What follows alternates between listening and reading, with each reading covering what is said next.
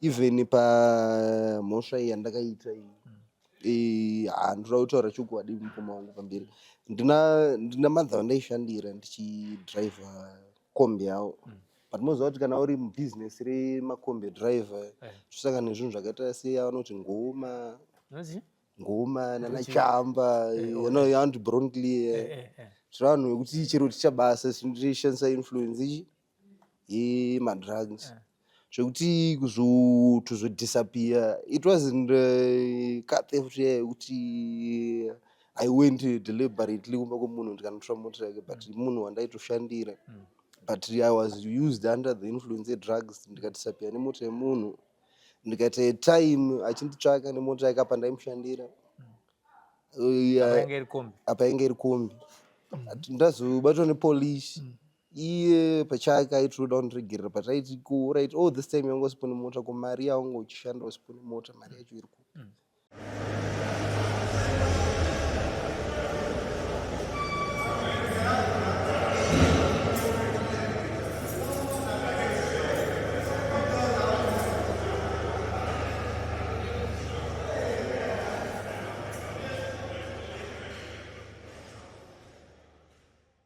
isusu veSly Media TV takawana mukana wokuti tipinde muMidlands takawana mukana wokuti tisvike kuShurugwi Female Prison uko kwatakasangana nemadzimai ari kusevha masentences avo ikoko.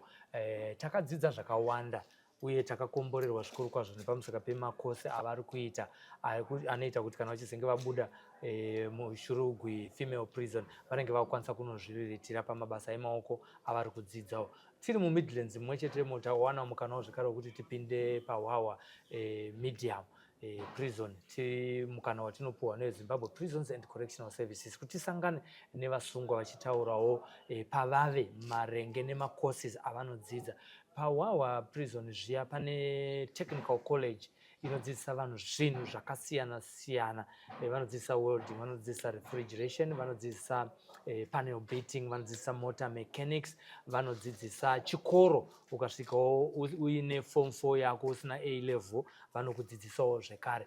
Nekudaro ndo mukana watinopuwa isusu neZimbabwe Prisons Correctional Service kuti titaure nevanhu vari kudzidza macourses avari kudzidza, tichinzwa kuti vave papi uye nezvishuviro zvavo mukati meupenyu ndezvipi, uye zvikwanisiro zvisipo pakudzidza kwavo, uye kana vachizenge vabuda ndezvipi, uye zvishuviro zvavo zvavanoda kuzoita ndezvipi. Tiri pachirongwa chinonzi icho Home Away from Home. Zita ndo Sylvester Tafumane, ndina Tarumbidzwa Rudhenya, tiri pano paHwawa Prison. Ndine mukomana anonzi Emmanuel Mazendame, ane makore 28 ekuberekwa.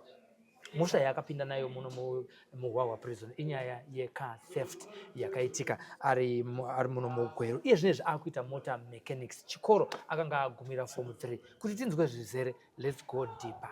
Mukoma makasimba here mukoma? Makadi baba. Aiwa tiri tikatibata nemaoko ndopa chivanhu chaivo Kuri how are you?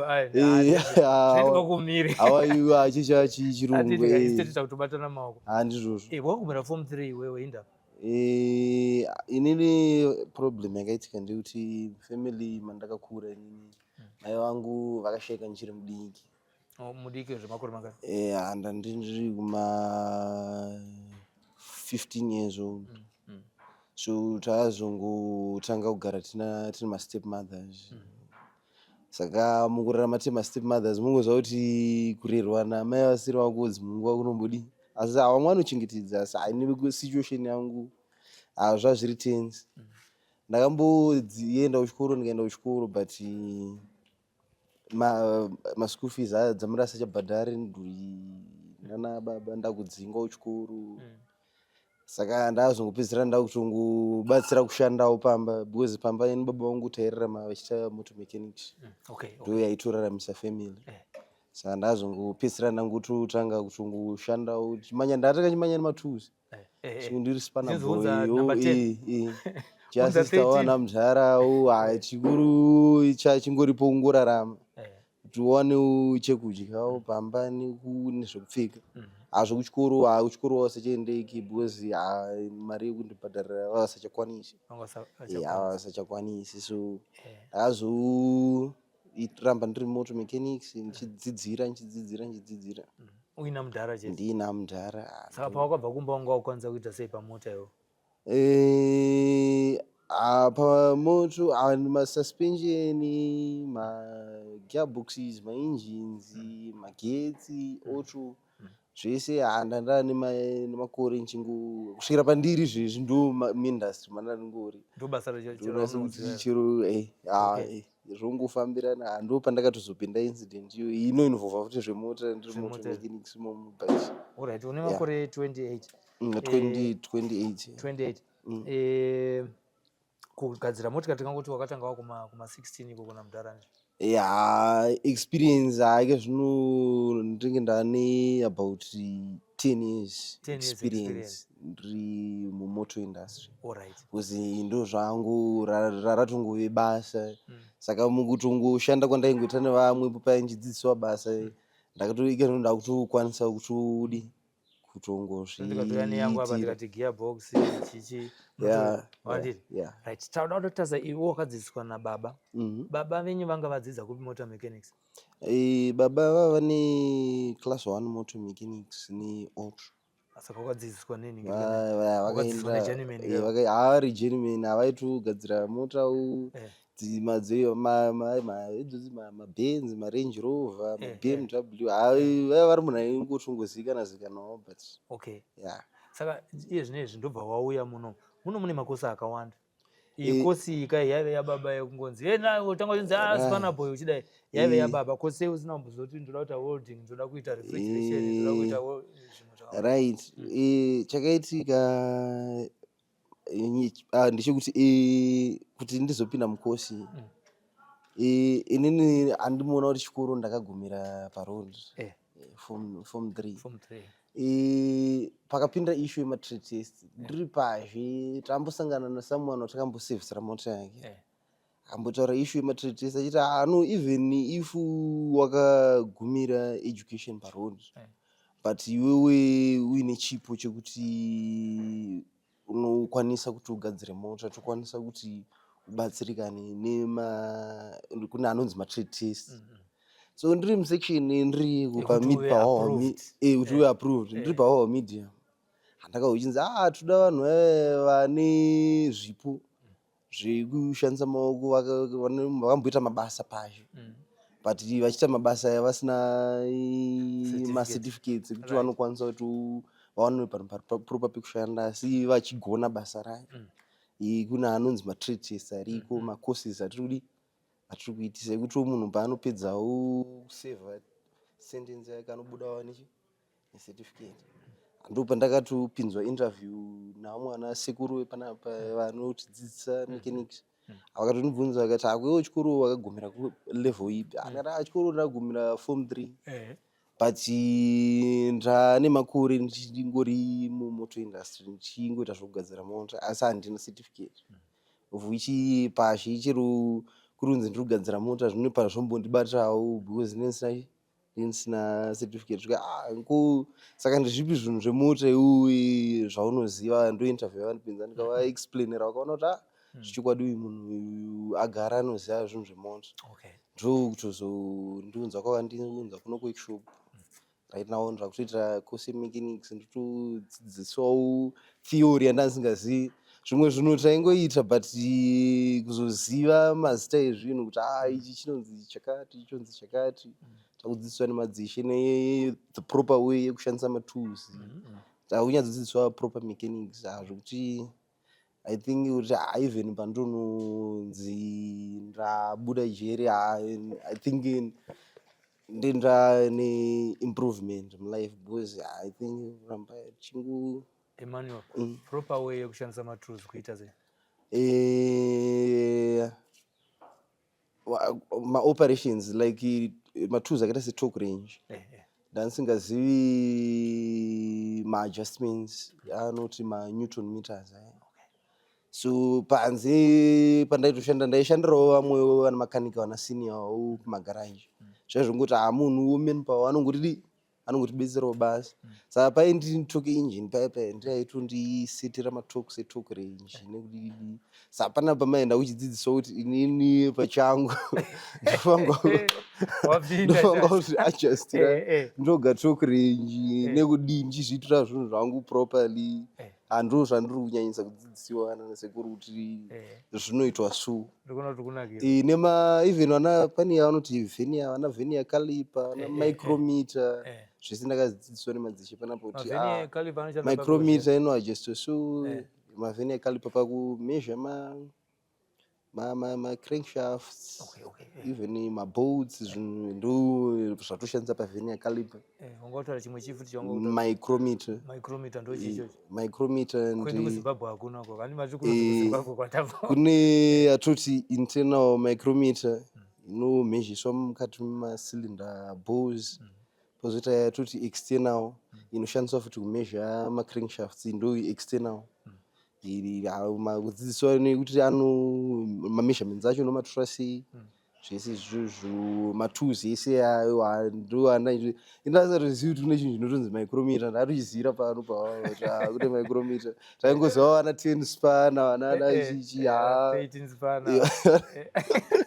13 spana tiri kudzidziswa basa nemajegi nemauspana tatakafanana handizvozvo haike zvinopane difference and chimwe chinhu mukoma chandoda kutaura chokwadi nchokuti even pamhosva iyi yandakaita iyi handoda kutaura chokwadi mukoma wangu pamberi ndina madha vandaishandira ndichidhiraivha kombi yavo but moziva kuti kana uri mubhizinesi remakombi dhiraivha tosangana nezvinhu zvakaita seyavanoti ngoma nanachamba yavanoti bronclear zvavanhu vekuti chero tichabasa tishandisa influence ichi yemadrugs zvekuti kuzotozodisappear it wasn't cut theft yekuti I went deliberately kumba kwemunhu ndikanotora mota yake but munhu wandaitoshandira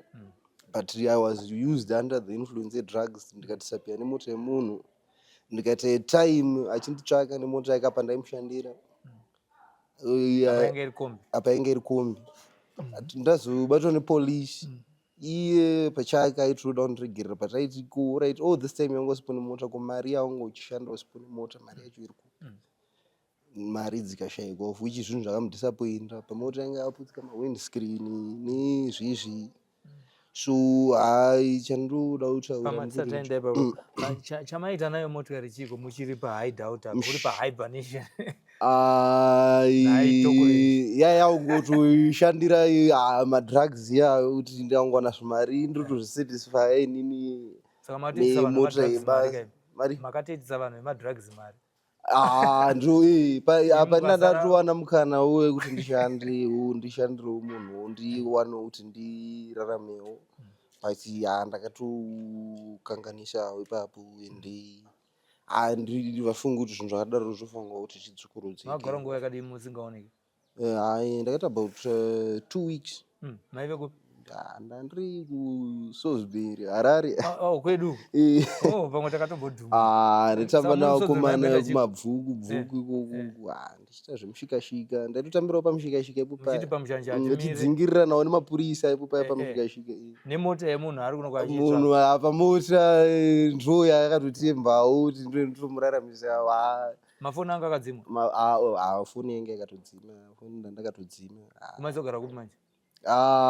Ndaigara neboys ndichitogara navo Harare kumabvuku ikoko but makazobata sei manyo? ndakasungobatwa nemaCIDs eku VTS Harare ndo vakatozoti andibata ndiri pamushikashika paya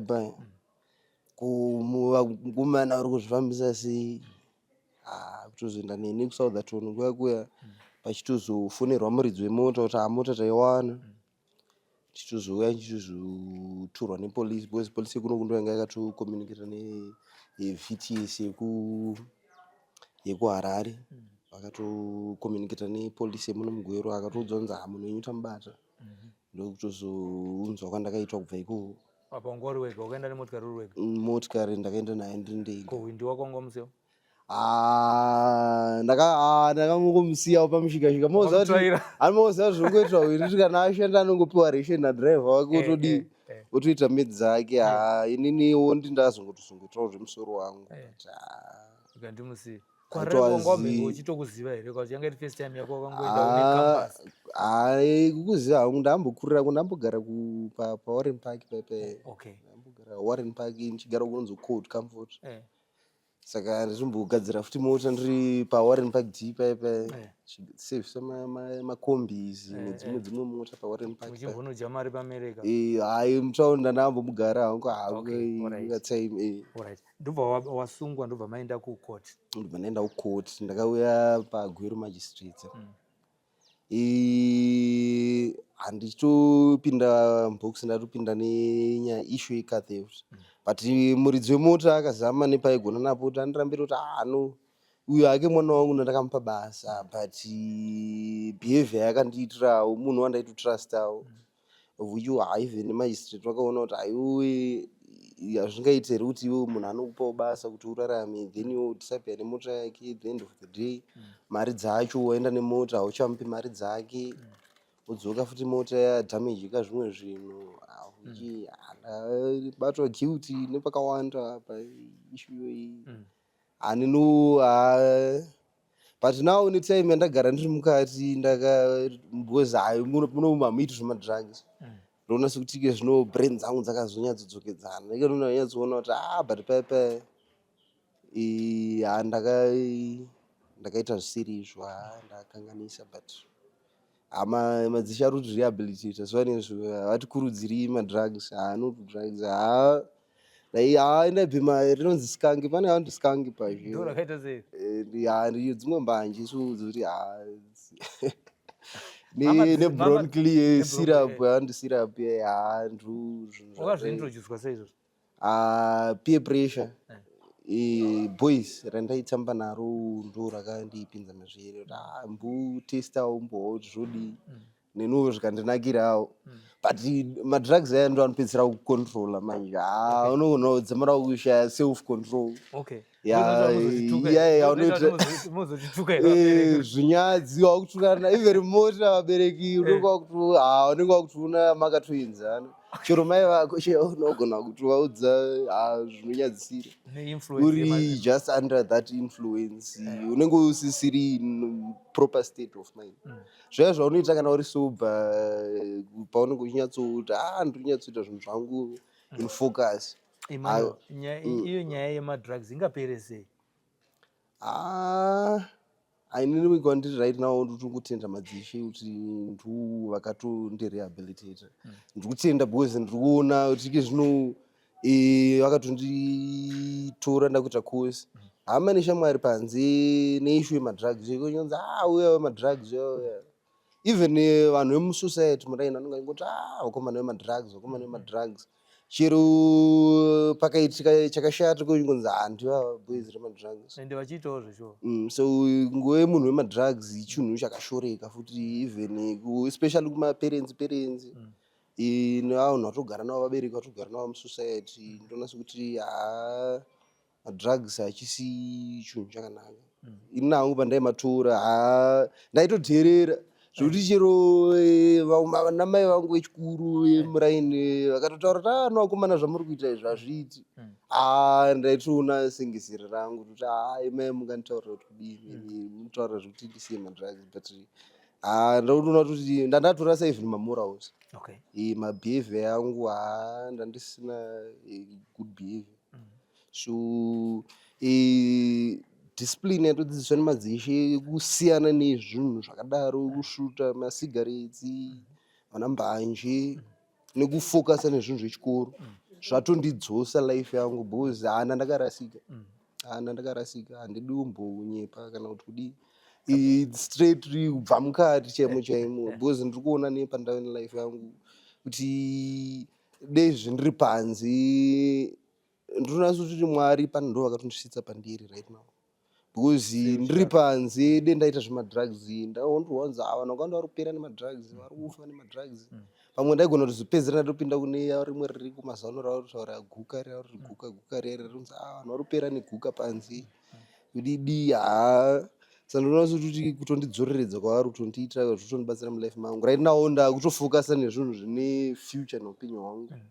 Chero even hama dzangu padzakauya dzichinifistira pafamily week apa vaitoti vaitotenda even madzishe kuti makaita basa mungabatsirawo mwana ika zvino right now makamupawo pekutangira education. Kuna sisi vamai vangu varipo andendataura mai vangu she's past now ndo vanotouya vachiti right now kuti ndo vakatonditengera right now even macounter books andandichitoshandisa kunyora varotofarawo nazvo kuti ndafara because wakasiya zvemadrugs wakufocusawo neupenyu hwako. Vaitoencourage even zvechechi vachitaura kuti zama kuti utomboitawo zvekutomboita maprayers ivo nevamwe, focus nezvinhu zvechikoro, zvinhu zvine future neupenyu hwako, kuti kudestroya life yako. Izvo zvechechi zvaapapi?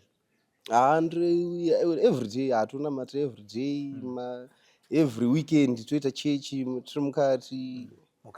Kuzama kuti tingorarama upenyu hwakanaka, kuti tirarame nevamwe zvakanaka. Unoziva zita rekuti Emmanuel rinoreva? Yeah. Taura vari vakuzvinzwa. God with us. Kana kuti Ishe anesu. Mwari anesu. Yeah. Saka kuti Mwari anesu uzoti pane madrugs. Hazvitozopindirana, ndinoti hazvipindirana. Zvondikanganisa character yangu. Vakakanganisa here kukupa? Havana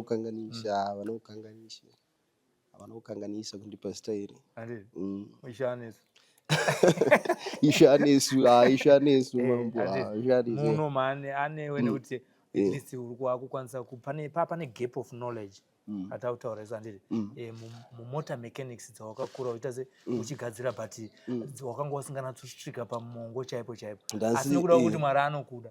Anoda kuti Mwari anondida akandichengetedza right now ndane something chekuita neupenyu hwangu. Otherwise ndatodestroya life yangu nekuda kupeer pressure nekufurirwa. Ngatitadzei kana wabuda manje fungo yako yamira sei nenyaya yekosi yako iyo yemotor mechanics? Right now nekosi yangu yemotor mechanics ndoona sekutoti ndikapasa zvinondipawo machances ekuti ndiwanewo basa rekuita panze apa. Even hama neshamwari even vanondorarama navo musociety vanofanirwa kuonawo machanges mulife mavo. Even pakutaura chaipo behavior yandaisimboita right now, even pandobuda kunyange nditsvaka basa, vanhu vanofanirwa kungoonawo even pamunhu wandiri kutsvakawo basa anofanirwa kungoonawo character kuti munhu zvechokwadi anenge akarifoma behavior yakanaka. Chinhu chandoda kutanga kutaura kuti pamotor mechanics pabehavior first. Ndambozama kuti ndive nebehavior yakanaka zvinoitisa kuti even vanoda kubatsirwawo even kugadzirwa mota dzavo munhu haazozivi. Because at the end of the day futi pakugadzira mota ndikaita kuita kukanaka ndikada kuita zvibehavior zvavo vanozamarawo kutya futi kuti ndiweya futi wekumbodisappear nemota dzevanhu, saka zvinozondishaisa trust. Saka chandiri kutongo da kuita kana ndabuda ndechekuti ndizame kuti ndishandidzane because kunze ukoko vanhu vari kushanda zvakanaka, vanhu vari kushanda everyday vachienda mabasa vachizvishandira.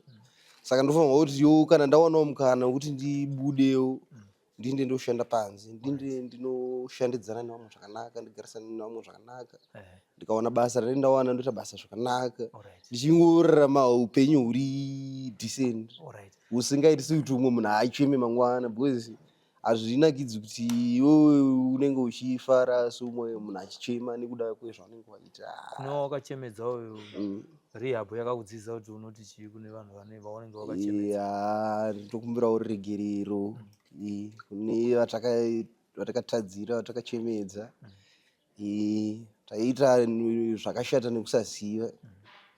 Ndokumbirawo ruregerero even patinosanganawo tigamuchiranawo mune zvakanaka sehama neshamwari. Mabasa akashatawo akaitika in the past. Makamasiya mukadzi here kunze? Notiti nyaya dzemabasa idzidzi kuti unyatsobatanidza zvinhu. Unoziva kuti kunzi munhu waronga imba hunge uine basa riri stable. Manje kana uchiita zvekiya manje dzimwe nguva mari dzinobatika, dzimwe nguva mari hadzizobatiki. saka endatoona kuti even ndichirarama ndiri hwani dzimwe nguva zvaitombondiremerawo. Saka moziva kuti kunzi onzi wava nefamily irresponsibility haidi kuti zvafana right now ndiri mukati ndichipika all these years anenge achishandira family yangu ndiani apa ndienda kupa vamwe vanhu burden again. So kana ndafunga kuita decision yekuti ndakuda kuita family, I think ndofanirwa kuti ndinge ndiri stable even ndauya zoziva kuti games zvekufamba aiwa even drugs izvi nguve gentleman gentleman, I think it's the best thing to do. Tichipedzisa hurukuro yedu pane here zvimwe zvinhu zvaunoti wewe izvi zvanisa ndambozvitaura muupenyu hwangu nhasi ndazvitaura ndina mukoma Sylvester tiri paSly Media TV zviri pakadzika pemwoyo wako?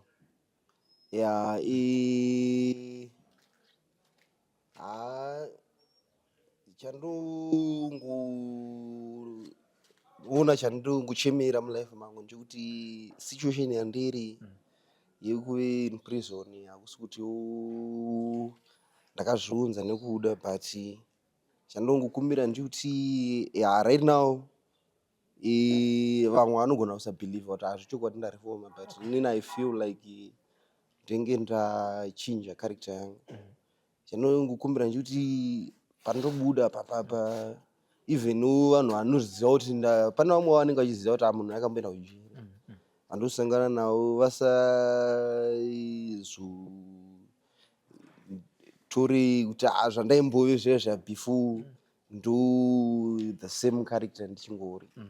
I think ndoda kuzama kuti vangondipawo mukana kuti ndimbovewo munhu akachinja. Pane munhu here waunoziva iwo semunhu anga ane 28 years muhistory yepasi rino waunoziva wakamboenda nekujeri asi zvinezvi munhu anoshamisira? Pane plenty examples yevanhu here in Zimbabwe.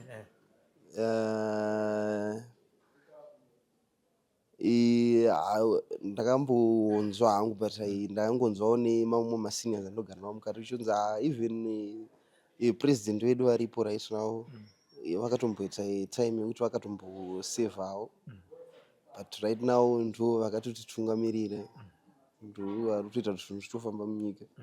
So inino ndo kwandofanirwa kutotorawo example yekoko kuti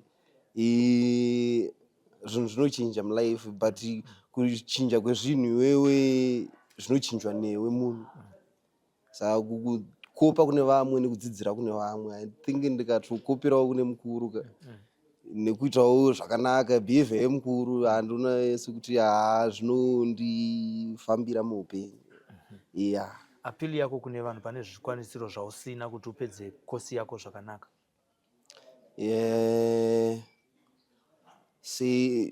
Zvandinonida muno zvaunonida kubva uri muno kana kusvika wazobuda takanangana nemota mechanics yako? Pane maissues emaregistration, vanotaura maissues emaregistration fees. Course ndiri kuita, but pamaregistrations apa handizivi kuti pane mapayments anozonidhiwa. Ndisingazivi, ndandambozama kumbotaura nehama neshamwari, handisingazivi vanozokwanisa kundibatsira here, but ndo zvimwe zvinhu zvinokwanisa kundibatsira kuti ndigozokwanisa kana ndapedza kuita course yacho ndakuda kuenda kuexam pamaregistration apa handizivi kumatools ekushandisa. Then matools anonidhiwa. Pane ari kuperevera here zvinezvo anoita kuti pamuri kugadzira motikari dzenyu kunyange muchiri muno angadiwa, kana kuti munhu angasponza workshop kuti dai workshop yepanapa paWawa prison muno muGweru dai yanga ine zvakati nezvakati zvinoita kuti kugadzira kwedu motikari kuve nyore? I think kutoti ini ndichitopedzawo course ndichitobuda munomu ndofanirwa kuti ndichitove munhu ari kutoita zvebasa. kwete zvekuswero tsvakana nezvakawanda. Okay. Kubatsirikana matools zvinhu zvinotibatsirisa zvakanyanyisisa. Munhu unofanirwa uine katools box kako kaunowanda kuitirawo zvimabrekiwo kana kusungirwawo watowana mari kutorarama marentals kudididi. Because dzimwe dzenguva hama dzedu dzinotibatsirawo because we are in a situation, we are in prison, but kana tapanze apa we have to work for ourselves because vane vamwe vavo vana vechidiki vanenge vachirerawo, isusu takutarisirwawo unzi neeji yake wanofanirwa akudi akuzvikirawo. Kana ndikawanawo rubatsiro rwekuti ndiwanewo zvinhu zvokuti ndinokwanisa kukiyakiyawo ndichibudawo ndichibhadharawo rendi ndichiraramawo life iri straight, zvinondibatsira.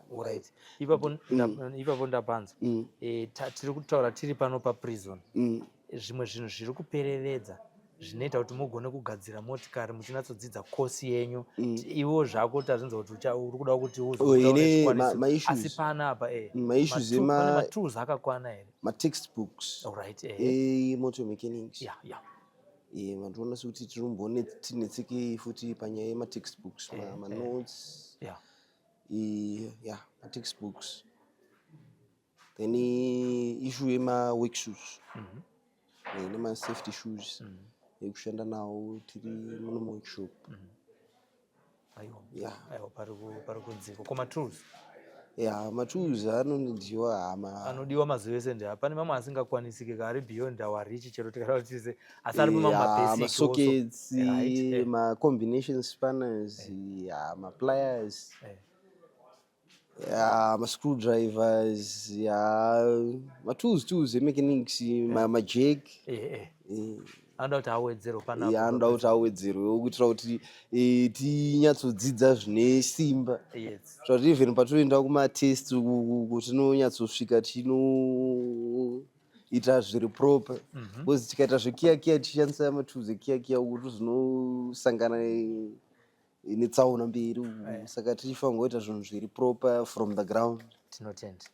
Aiwa, tinotenda Emmanuel. Anonzi Emmanuel Mazendame, makore 28 ekuberekwa, akapinda muno muHwawa prison nenyaya yecar theft. Mwana akapedza chikoro ari form 3 akashayirwa mari yekuti aende kuchikoro, asi akazoitawo rombo rakanaka kuti baba vakanga vari journeyman vachigona kugadzira motikari, zvinova zvinhu zvaakatanga kuchidzidza ari ipapo. Asi pane zvaiperevera, paive negap in the knowledge in terms of mechanics, zvinove zvinhu zvaakazoti apinda muno akazokwanisa kuchidzidziswawo zvinhu zvaakanga asingagoni. Nekudaro ari kupawo kutenda kunana sekuru nanambuya vari kumudzidzisa motor mechanics muno, uye nekumudzidzisa upenyu hwakanaka hwokugona kugara nevanhu. Aita chikumbiro chekuti pano paHwawa prison pari kudawo kuwedzerwa mamwe matools aanga achitaurawo, maspanners ari kudiwa kuti basa ravo ringe rinoenda mberi, uye kudzidza kwavo kunge vekudzidza kwakanatsonaka, nekuti matools ese anodiwa vanenge vainawo. Ndiko kutaura kwaEmmanuel. Ane shungu dzokuti kana achinge abuda azove munhu anogamuchirikawo muupenyu, nekuti autaura kuti akarifoma, akuzivawo Mwari, akunamata ari munomu. Zvona zvinhu zvaari kukurudzirwa nokudzidziswa ari munomu. Ndiye wanotanga tichitaura naye panapa paHwawa prison, tiri muno muGweru tichifambira maprisons ari muno muMidlands, mukana watapuwa neZimbabwe Prisons and Correctional Services.